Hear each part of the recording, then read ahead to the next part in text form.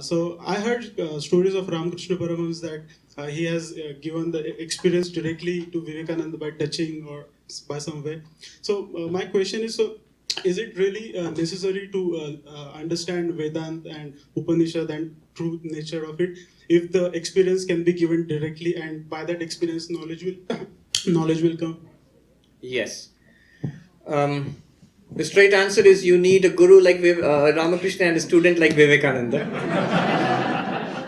One of our Swamis, he was giving mantra diksha, initiation, and it really happened. And the disciple who was going to get initiation, he asked the Swami, "But Swami, don't mind, let me ask you, Vivekananda didn't have to go through all this. He asked Ramakrishna, have you seen God? And Ramakrishna said, yes, and he showed Vivekananda God. So can't you sort of do that to me?"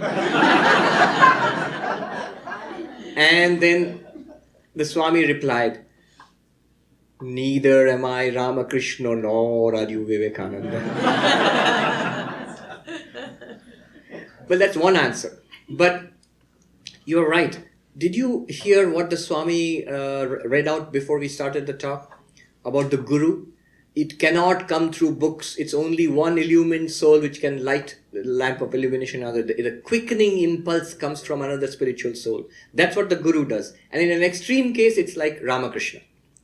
In the highest case, where it does not need a lecture. It does not need even mantra diksha. It does not need meditation. If Ramakrishna wants, if Jesus wants, if Krishna wants, he'll give us liberation just like that. They can do it. But again, you will see, why didn't Ramakrishna do it for everybody? Even when he did it for Naren, what was Naren's reaction? He was terrified. He ran for his life. Arjuna in the Gita asks Krishna, I've heard 10 chapters of teaching. In the 11th chapter he asks, can I see it? If you think, can I see it? And he prays to see the divine form of Krishna. I've got all the theory. Chapter 1 to chapter 10. Chapter 11 of the Gita, Arjuna asks this. And Krishna readily agrees. Yes, of course. I'll give you the divine sight. Vidyam dadami te chakshu. I'll give you the divine sight by which you can see my universal form. And he does show Arjuna universal form. It's magnificent poetry where it's described. The universal form of Krishna, the Vishwarupa Darshan. Oppenheimer, when he saw the first explosion of the atom bomb here, the test, the mushroom cloud rising in the light there, he chanted from the 11th chapter of the Gita. He was a Sanskrit scholar. He chanted, I come with the light of 1,000 suns. I come, the destroyer of worlds.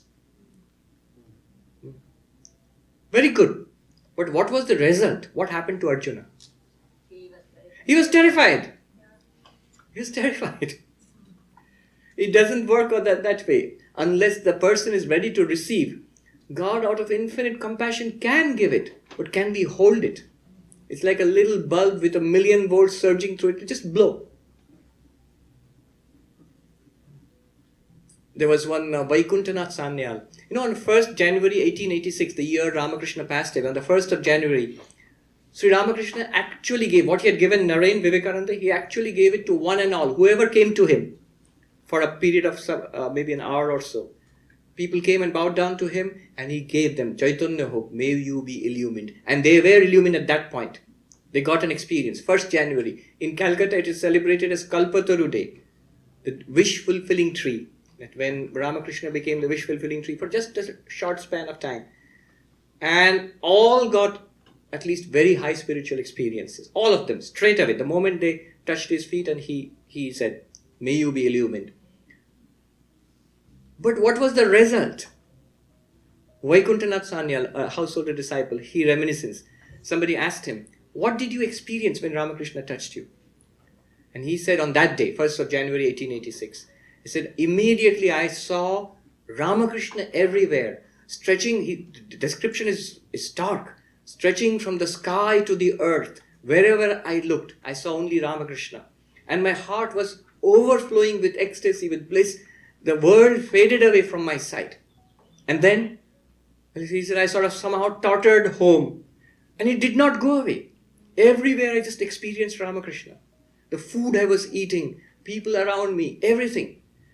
And he says, on the third day, no sleep, everywhere, blazing forth, unmistakable. And he says, then on the third day I got scared. He said, I cannot carry on with my life, my business, my family, and I'll go mad. I'll just go mad this way. And he says, I prayed, Lord, what you have given, please take it back. The moment he prayed it, it faded away. But he asked for it. He asked for it. So the moment he prayed that, take it away, it faded away. And then he says, very touchingly, that was 40 years ago. He says, now 40 years later, Ramakrishna passed away and his life continued ups and downs. He said, I now think, why did I pray like that? What have I gained? I should have remained like that. What would have happened? I would have gone mad. I would have died maybe. It's perfectly all right. Dwelling in the vision of truth, if the body drops away, fine. Why couldn't I bear it? And he says, all these years, what has sustained me was the memory of those 3 days. Once in a while I think about that and I get the joy and peace, and that's what has sustained me. So yes, that's what happens. It's difficult to hold on to.